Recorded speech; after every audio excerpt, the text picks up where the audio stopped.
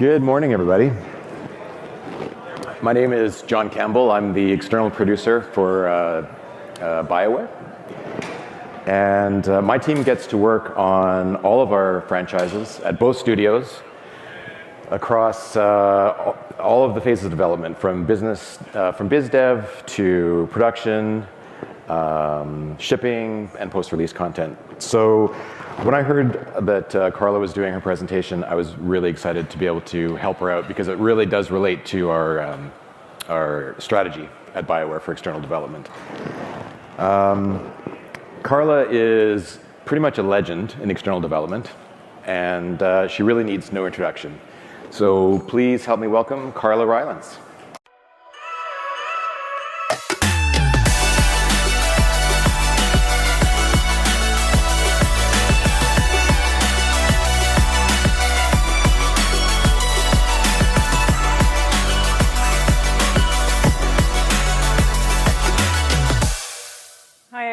How's it going? Nice to see you all. Thank you so much for coming. Welcome to External Development Essentials, Diversifying with Confidence. My name is Carla Rylance. I'm the head of external production at Behaviour Interactive. I'm also a member of the XDS Advisory Committee. I've been in games since 2005. I'm an external development specialist with AAA studios in the past, such as the Coalition, Electronic Arts, and Lionhead Studios. And I'm a collaborator in outsourcing, co-development, and full development engagements with worldwide external partners. So some of the main takeaways I hope that you'll get from this presentation include, if you're a developer or a publisher, the positive impact of robust due diligence in partner diversification, how to reduce risk when diversifying, and actions you can take to diversify with confidence, to include things like reducing some of the surprises that come along with it, and how to be prepared. If you're a service provider, what I hope you'll get out of this is an insight into the level of due diligence required for long-term partnerships, the due diligence questions that you should prepare for, and to create understanding into the necessity for thorough due diligence prior to engaging in some of these long-term partnerships. So quick agenda, we'll go through an introduction to start with, then our big deep dive is the importance of due diligence. We'll follow that with some stability in onboarding, and finally, we can diversify with confidence. So, quick intro. For those of you who may not be entirely certain what I mean by diversification, here's a quick example. So you have a video game developer, and their executive team want to increase the amount of external development done over the next year by 50%. So the developer go to their active partners, who have really strong capabilities. They can totally do the job, but we don't have the capacity available. So the developer then need to diversify the partners that they're working with. They need to find new partners. So they approach an established service provider, maybe like a medium-sized company. They have the capacity available, but the developer are uncertain about whether their capabilities hit exactly what they need. So this produces diversification anxiety. Another example would be the developer could go to a newly established service provider who have amazing capabilities, they have capacity available, but because they are a newly established service provider, once again, this causes diversification anxiety. One of the aims for this session is to reduce diversification anxiety and to increase diversification success. So I'm just going to set the stage with some data from the XDS Insights Report from 2022. If you haven't read it, it's fantastic. Great job, Brian Faraji, if you're in this room, and Chris Wren, of course. There was some data in there regarding diversification specifically. A question was asked to developers and publishers, what is the frequency of you changing your partners year over year? 61% of respondents said that, 75% remains the same year over year. And some of the most popular reasons for changing partners include to diversify work with other partners, to increase capacity, because partners get acquired, and that's it. So diversification is on the mind of developers. If we go back to the Insights Report from 2022, some of the biggest concerns with external development reported by developers and publishers include market consolidations or loss of partner options. So if a competitor is acquired by, or if a partner is acquired by a competitor, for example, the scarcity of talent. And if we skip to the fifth item that came up, it's small vendors with no track record.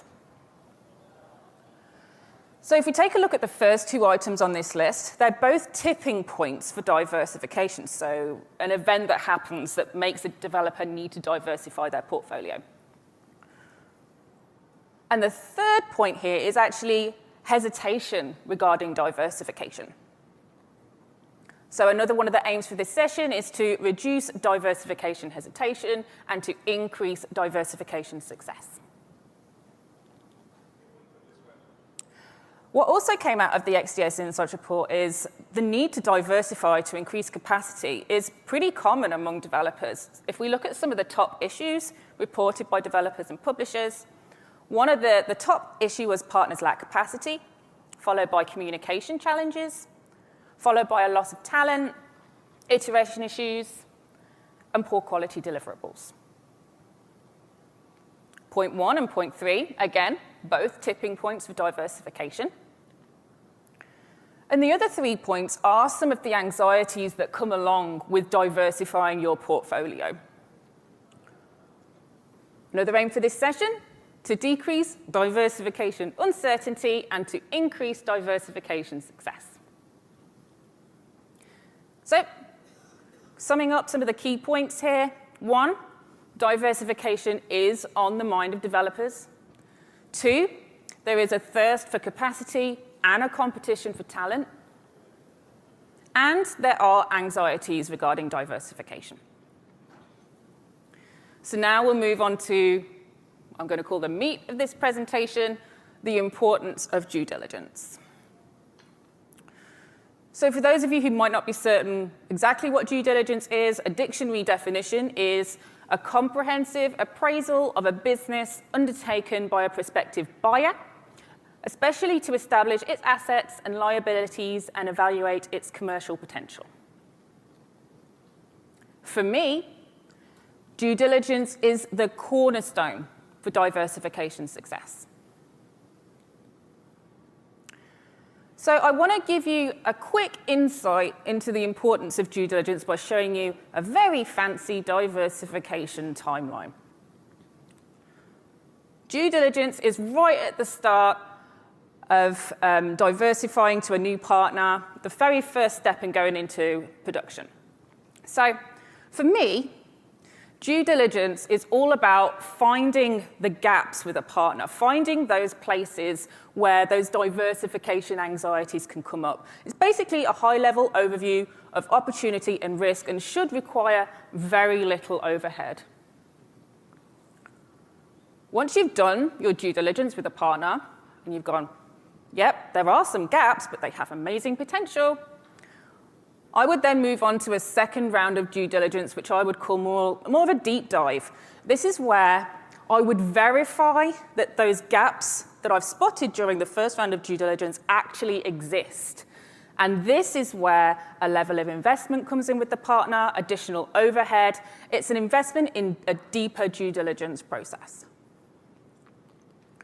Once you've done that deep dive, you're like, yeah, I've verified that those gaps actually exist, but I'm still thinking that the partner has amazing potential. Fantastic. We can then go in and start an engagement with the partner, move on to onboarding them. And this is the part that I call filling the gaps.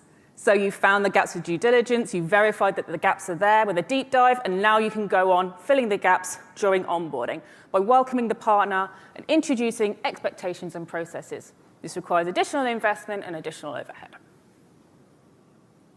Once you've onboarded and you're like, yes, we filled all those gaps, we think, fantastic. Let's continue working with this partner, then move on to a pilot period, which I would class as monitoring those gaps, making sure that you have filled all of those gaps correctly. It's basically casual production to ensure that onboarding was successful. And then once you've done that, you've monitored the gaps, you're pretty happy, fantastic. Move into maintenance, full production, and engage with confidence. I hope that you can see by this diversification timeline that this very, very first part of due diligence is absolutely integral. Without doing this first round of due diligence, you're pretty much going into maintenance and full production completely blindfolded. So, let's break down my due diligence process. I tend to break down the questions that I ask during due diligence to help find those gaps into 3 different pillars. For me, these are the most important items to focus on during due diligence. 1 is the partner's security. 1 is the partner's quality. And 3rd is the partner's retention. Now, when I tend to ask questions that are kind of related to security, I find that they're related to the history of the studio and the studio itself. My questions regarding quality are generally focused on the present and the people at the studio. And my retention-based questions are generally regarding the future and the leadership of the external partner. So, to diversify with confidence, I use these 3 pillars to steer my due diligence questions, which elevate opportunities and mitigate risk by finding the gaps. Now, you will see this icon throughout the next few slides, where I will do a little bit of a deep dive in some of the questions that I tend to ask during due diligence to help you find where those gaps are. And hopefully that will help you to get a really good image of how you can start to fill those gaps.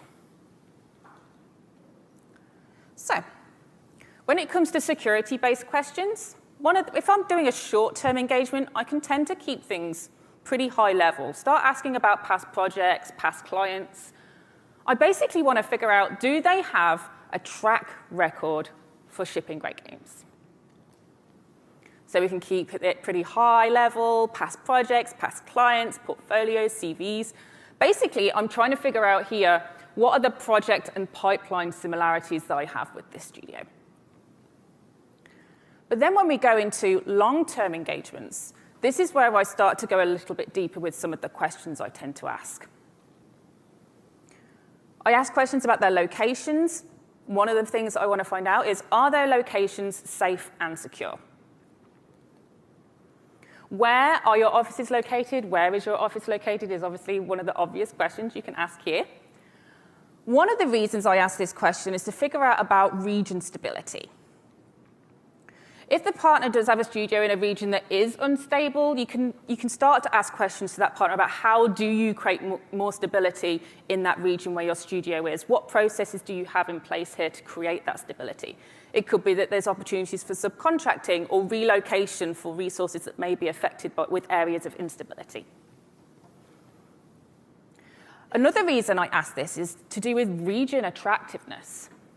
And basically, I want to know that the region that they're in is a good location for attracting and retaining senior talent. Because if not, could you be at risk for communication challenges, iteration issues, poor quality deliverables? It's possible. So you can then start to deep dive that a little bit and start asking questions specifically to that, such as, how do you attract senior talent and what benefits do you have to help retain these resources? By asking these questions, it can really help you to fill some of those gaps and diversify with confidence. Another question I have regarding locations is, what's your office setup like? Are you open plan? Do you have security on the door? Do you have cameras? Things like that. And one of the reasons that I'm asking this is because I want to know that they can keep our data and our IP safe. There's lots of past talks from XDS about the importance of network and infrastructure security. That's your homework if you're interested in this a little bit more. So another long-term question I'm going to ask is regarding the year they were founded. And what I want to know really here Has the studio maintained stability throughout its lifetime? I want to know if there was any growth or change. What has prompted this growth or change? It really helps me to paint a good picture of stability and also the management style of the studio as well.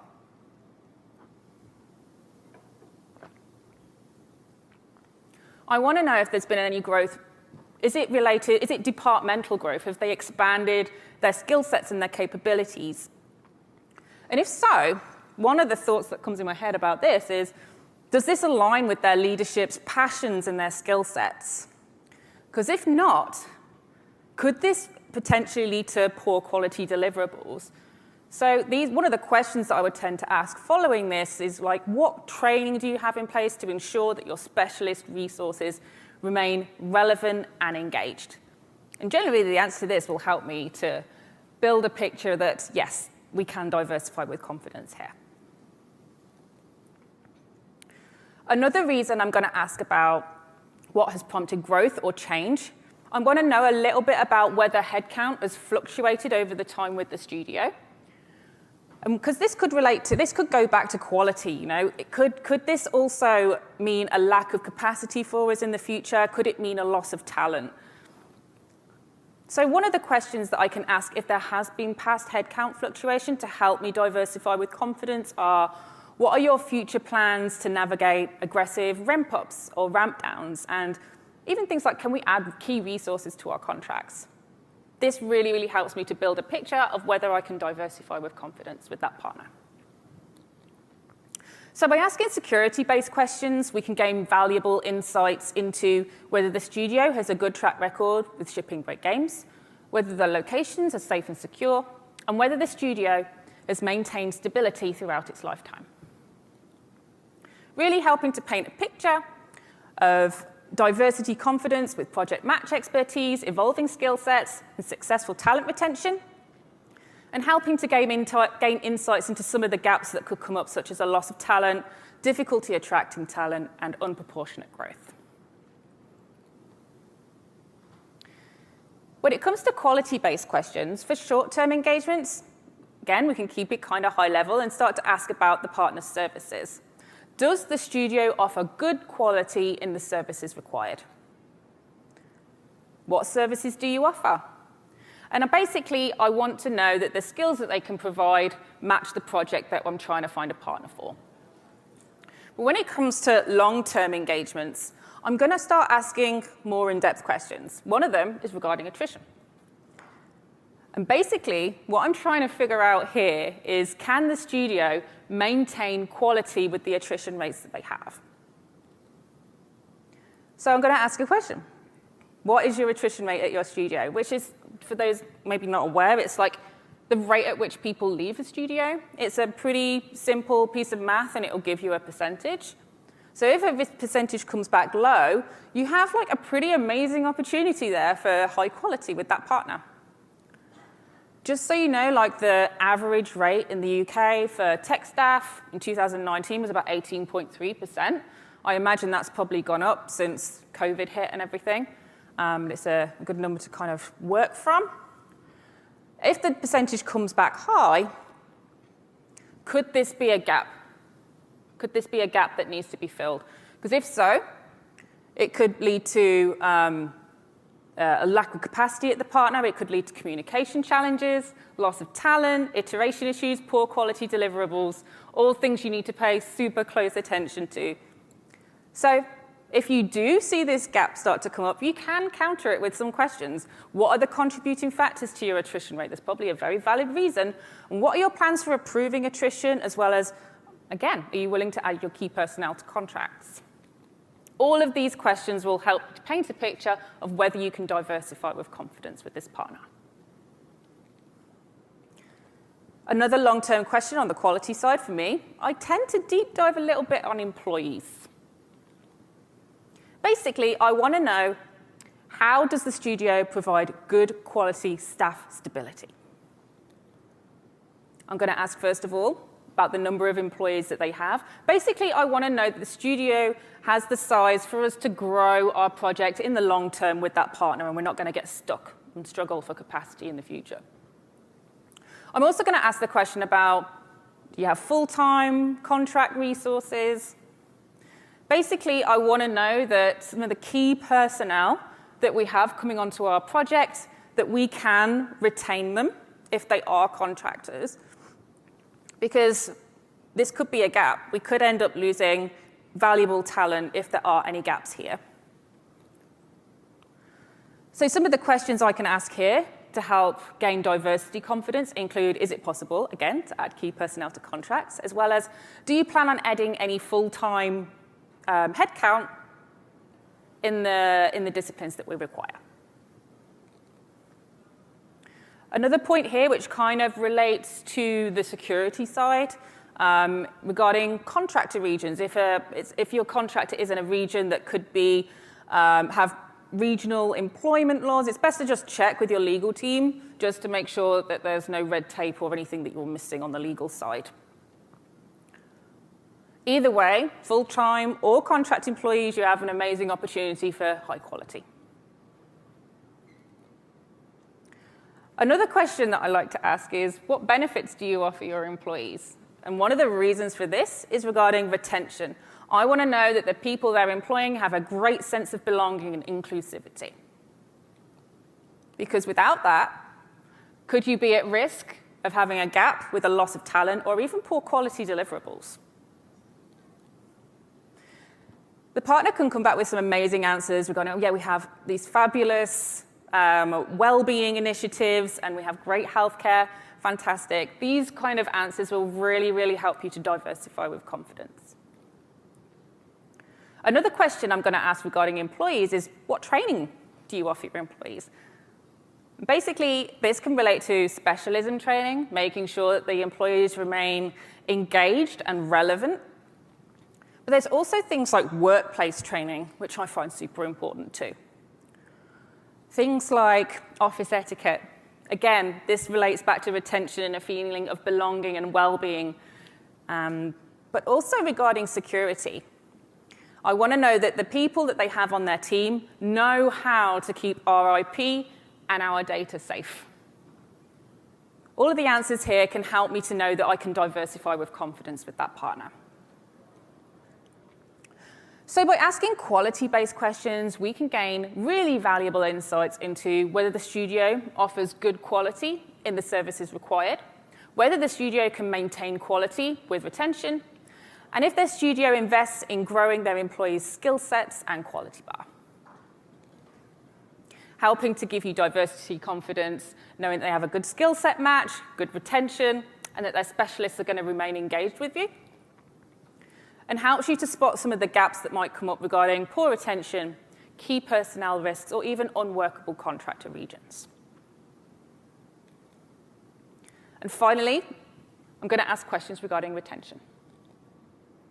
For short term, I tend to ask questions regarding rates. I want to know, are the rates that their leadership are offering for this partnership, are they fair? There's lots of different rates that you can delve into depending on the partner and their services. Basically, what I'm trying to figure out here is whether the budget is aligned with what we need and whether the rates that they want to provide for this project are fair for that region that they're in. When it comes to long-term engagements, I'm going to start asking questions about leadership specifically. I want to know, how does their leadership continue to empower and drive their team? I want to know a little bit about what their leadership's passions and their values are. One of the reasons for this, I want to know what their dedication is to retaining their team and keeping them happy and engaged. One of the questions that tends to come out of this, which I find super important, is regarding DE&I, which is diversity, equity, and inclusion. For me, I think that there could be a gap there if there are not DE&I initiatives in place, because it can affect things like varying perspectives, employee engagement, company reputation. It can definitely help to improve hiring. So this, for me, is a really important question to ask. I'm also really, really interested to hear about what are some of the causes that leadership are really invested in and really passionate about, because this really, really helps to paint a great picture of where they see their company evolving and what they're putting their efforts into. And another question I'm going to ask is about evolution. Where do you see your company going in 1, 3, 5 years' time? What are they doing to evolve the skill sets and the capabilities of their team? All of these questions will help to paint a picture for me on whether I can diversify with confidence with that partner. I'm also going to ask about the leadership's specific experience. I want to know that they have expertise in the skill sets and in the skill sets that we need for this project. Because if not, if they don't have the passion and the experience to drive the exact things you're after, could it affect poor quality? Could it give you poor quality deliverables in the long run? It's a good question, and one of the things you can counter with that to help you diversify with confidence is what training do you offer to ensure your specialists remain engaged and relevant? I'm also going to ask a question regarding whether the leadership has stakes in any other companies. And this is purely from like a security perspective. I just want to know that there's no conflict of interest there. It's best to just ask it to make sure. So you can, if you do see a gap here, you can ask a really simple question to help diversify with confidence and clear that gap. Is project or company information shared between the companies that you have stakes in?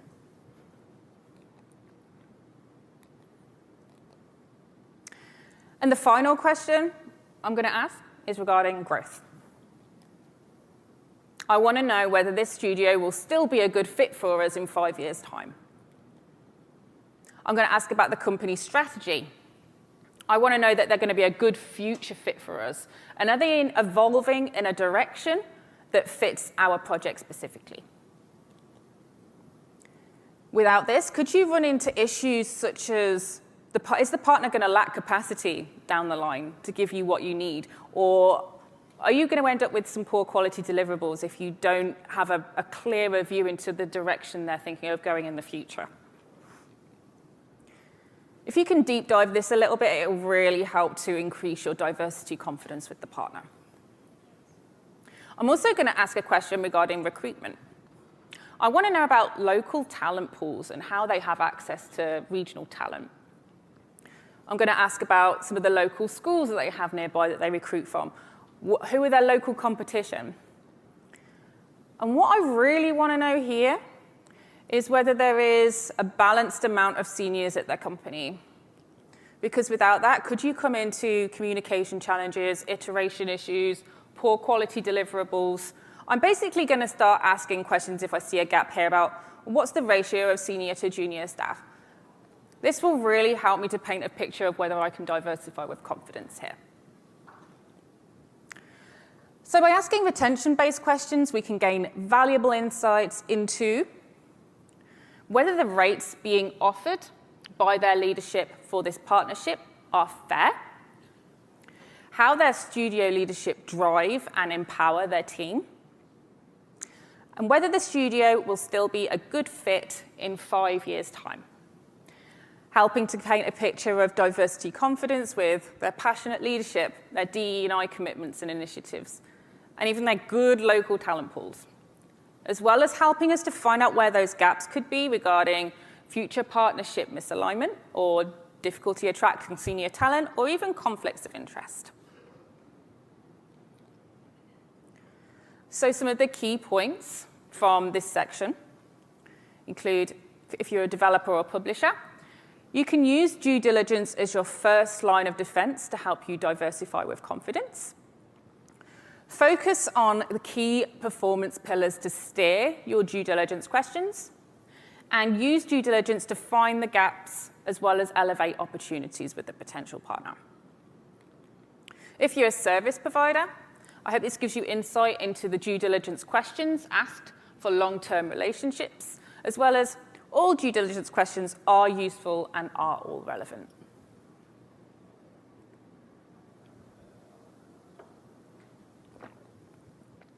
So now, we have done our due diligence, we can start moving on to onboarding with the partner. So the due diligence is looking good. We've found some gaps. There is amazing potential. What's next? We now move on to our deep dive to help verify some of those gaps that we found. But how do I verify that those gaps are really gaps? There are some processes that we can put in place. You have some options. If you notice some gaps with quality, some of the things that you can do here include a skill set test, for example, where this does require investment with the partner ahead of time. You can even do things like a team structure overview to make sure that the ratio of juniors, mid-level, seniors that are on the team are going to be good for making sure that you can get good quality. If there were some gaps with retention, this is where you can start to invest in an on-site visit with the partner. So you can start to validate company culture. You can also start to request policy documentation to make sure that everything is in line. And if you did notice any gaps with security, you can start to conduct some cross-functional due diligence, so maybe some tech due diligence, maybe some IT due diligence, as well as even like pipeline and infrastructure tests. Again, this is where a layer of investment can come in with the partner. So now you've done your deep dive, you've verified that some of the gaps are there. They're low-risk gaps, and you're like, yeah, we definitely want to engage here, so what's next? You now go into onboarding and start to fill some of those gaps. What can we do to fill these gaps and mitigate risk with the partner? So, if there are still areas where we need to improve quality, you can start doing this by making sure that your document is coherent, clear, and complete. You can conduct some on-site training. But making sure absolutely that you're setting clear expectations with your partner is absolutely integral. If you want to maintain getting visibility on retention, you can start to add this key personnel to contracts, of course, but you can also start to conduct retrospectives at the end of the onboarding stage as well to figure out how are the team feeling? Are they excited about the project? Is there anything missing that they feel from the partner side? And you can continue to help bolster security by establishing escalation criteria, so knowing on the development team when something is a yellow flag or a red flag and knowing what to do when this happens, and also making sure that there's exit plans in the contract as well. So now that you've filled the gaps with onboarding, you can move on to a pilot, which is monitoring those gaps that are there. How can we make sure that the gaps that we filled were actually filled successfully is the big question here. So you can continue to monitor quality. One technique is by asking the partner to maintain your documentation for you, your art bibles, your tech documentation. This will help you to get a high-level view of whether the partner is totally understanding where you're coming from. You can continue to monitor retention with anonymous questionnaires with key personnel. You can continue to conduct your retrospectives on a monthly, milestone-ly basis, whatever works for you. You can even start to implement headcount stability key performance indicators at this point to ensure that the ratio of seniority within the team that you're working with remains stable throughout production. You can also use key performance indicators to make sure that tech and IT remain stable, especially with integrated development engagements. These can be kind of integral, making sure that internet bandwidth remains high and that that downloads are happening fast enough. All this kind of thing is super, super important for integrated development. So now that you have done your pilot period, you're happy with the partnership, amazing. What's next? You move on to maintenance, and congratulations, You've diversified with confidence. So now that you've diversified, you've got a new partner, you can continue strong.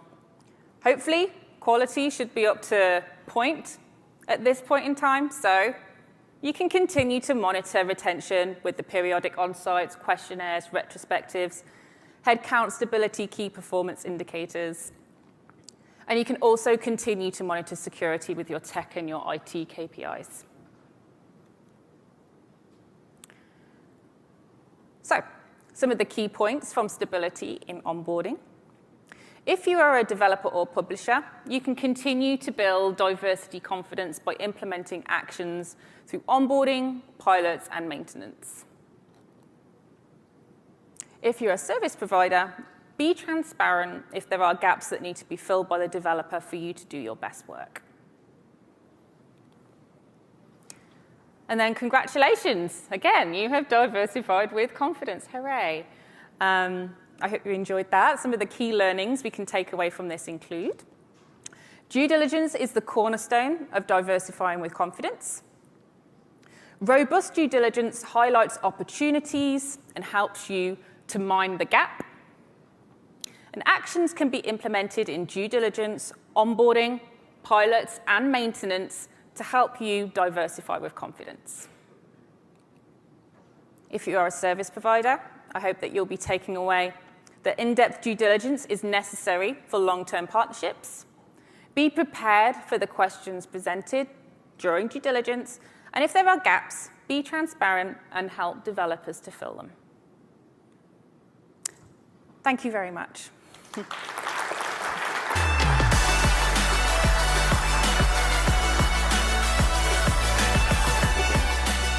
John. Thanks a lot. Nicely done. Thank you. That presentation obviously contains a career's worth of experience. A lot of stuff. Thank you. Yeah, thank you so much for that. You are welcome. Why don't we relax and I think do we should. Q&A? Yes, Awesome. let's do that. I brought you a little treat. Thank you. It'll lighten up the Q&A a little bit. That's good, thanks. Okay. Ready? No. Cheers. Cheers. Oh, God. Yes. Awesome. You're a lightweight. Yeah. All right, folks, I think you're mostly familiar with this SoundCube device. Anybody has a question, I'll throw it out into the audience, and then you can chuck it over to the next question. I see a hand up over there. Oh, well done. Oh, so close. Oh, that was so close. I'll blame the tequila. Yeah. Yeah, everything from this point, we can blame the tequila. Just speak fine. into the black Yep. disc and you're good to go. So first of all, thank you very much for the presentation. It was very insightful. My question is quite simple, actually. I was wondering, what communication channel would you rather use going through your due diligence process? Because there's lots of questions. Yeah. Some of them, service providers might be a little bit shy to answer about. So yeah, I was wondering, rather face-to-face conversations, online questionnaire? It's a really good question, and you're right. There are a lot of questions there. And so point one for me would be to try and distill the questions as much as possible, or make them so, for this shorter term engagements, they maybe don't need to be quite so deep. But when it gets to the long-term engagement, this is where they do become absolutely necessary. So one of the preferred methods of doing so for me would be a questionnaire, so that you can send it out to the partner, and maybe there's sections that only open up if they want to answer certain questions, and keeping it kind of streamlined. That way it becomes less of a chore.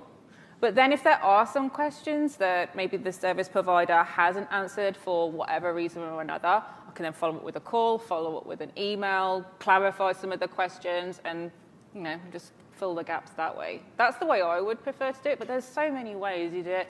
You can send an Excel sheet, you can do it on a phone call, you can, carrier pigeon. Many ways. But yeah, great question. Thank you. All right, there's someone behind. Yeah, just a simple follow-up question. What's the average lead time you have when conducting due diligence with your partners? Oh, depends. Sometimes it can be, we need this now, please help. It's like, okay, well, we'll be really fast then. But obviously, like, the more time we have, the better. If we have a year, great. If we have 6 months, cool. If we have 3 months, okay. If we have a week, oh, sure, we'll try our best. The answer is more time than the better, really. But we'll do our best with whatever time we have. Thank you. You're welcome. Great presentation, Carla. Thank you. You covered a lot of at the beginning, the reasons to diversify. Sometimes diversification itself is its own benefit if you're becoming too reliant on one partner or one region. But one of the costs of diversification that wasn't necessarily covered there, not that it would expect it to be, but I'm curious about is the cost on the internal team who has to maintain the existing partners, and now you're asking them to start all over with a new partner. It's the right thing to do for the company or the publisher or whatever. But if you're not going to increase the internal team size, you're suddenly asking them to support more than one partner doing the same effort. And so have you had that experience, and how have you handled that with internal team members who are saying, why do I have to support another partner? We're doing just fine with the ones we have. Yeah, I totally get it. This is why I kind of put emphasis on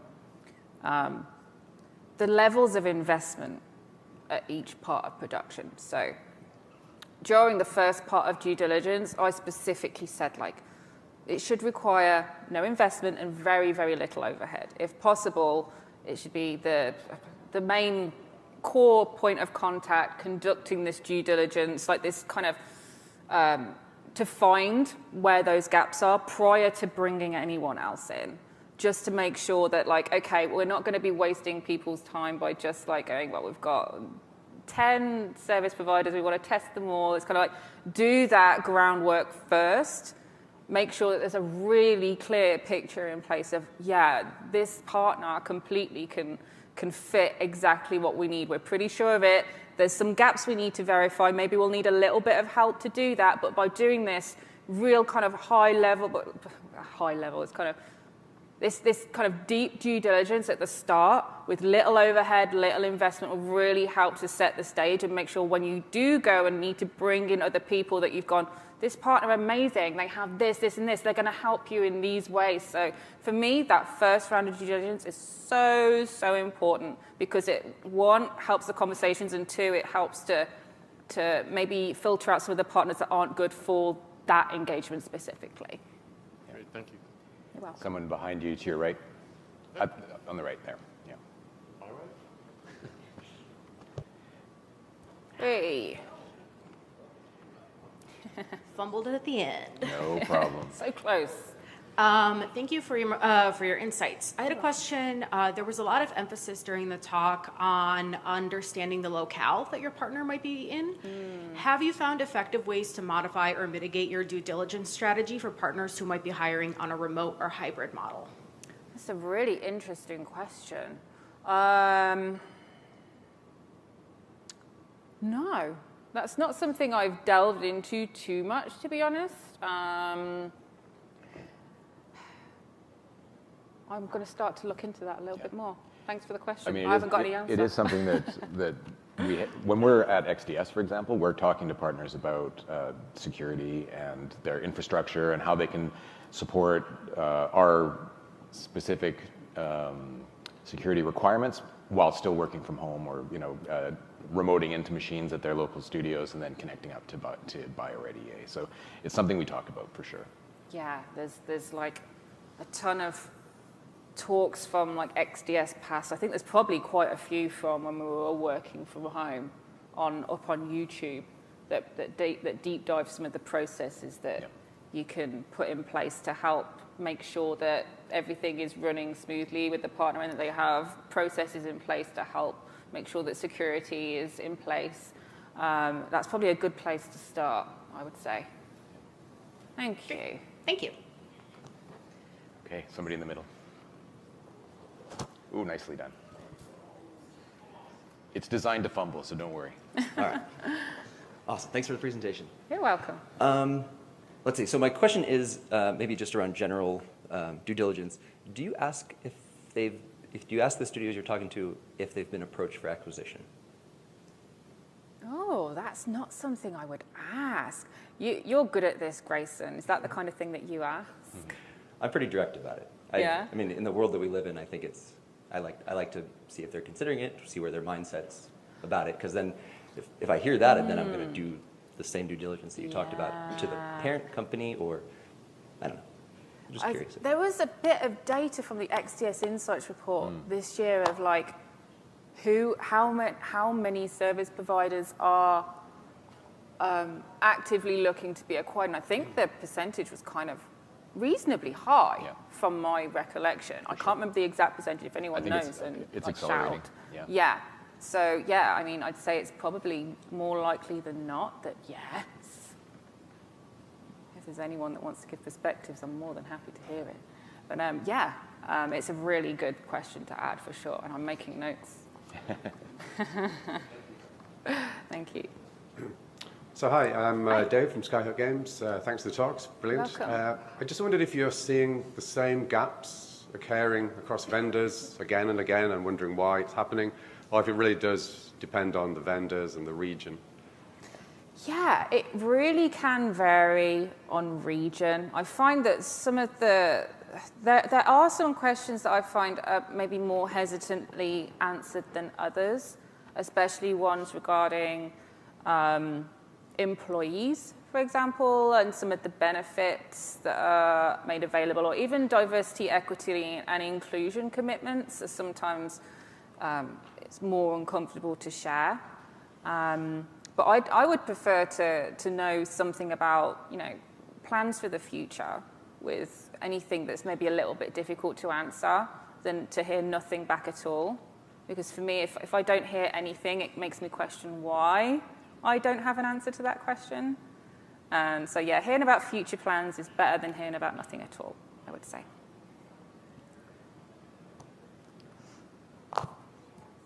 Hello, and thank you again, Carla, for this talk. I was wondering if you have any processes in place, or how do you work with your internal teams to make sure that the diversification is a success also? Oh, yeah, that's a really good question. So there are processes. One, it depends the size of the developer you're at. If you're a big developer, there may be some really great resources that you can lean on first of all to start asking questions regarding, okay, what can I ask about diversity, equity, and inclusion with our external partners that helps to bring my questions in line with our company values. Exactly. So that would be a really good first step to start thinking about, what kind of questions can I start to ask to partners? And then obviously like a legal review is probably pretty useful as well. And then I forgot where I was going, tequila. But so that's kind of how I would formulate my questions. And